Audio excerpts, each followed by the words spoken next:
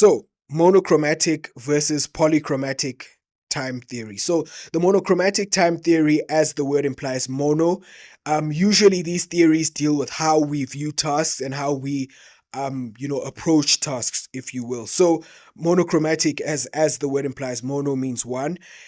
It basically means that you those cultures tend to view tasks as something to do one at a time.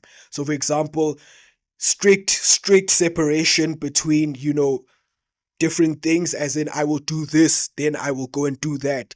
And then it boils down to how they view time as well, meaning that, for example, you wake up at 6 a.m., you go to the gym, you go to work, and you don't mix work with other things. Like, for example, or you shouldn't rather mix work with other things. Like, you wouldn't mix work with, for example, a wedding, or you wouldn't. It's just so that you can get an idea of what I'm trying to say here. And because tasks are compartmentalized strictly, time is also viewed in the same way.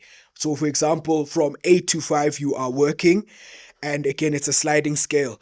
For example, in Germany, you would see that you work strictly from 8 to a certain time, and another country might view it slightly differently.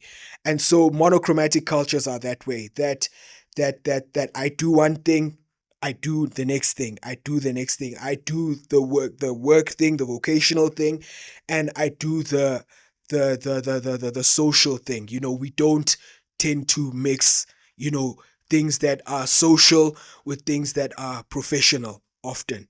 And that's on a sliding scale. And so I think you can get an idea of which cultures tend to be monochromatic, and those would be the cultures that, as we know, our colonial past in certain countries, we know that the world was colonized by countries that were mainly monochromatic, like the Brits, France. The US is a world power, which is, again, their leadership has generally been comprised of people of monochromatic cultures.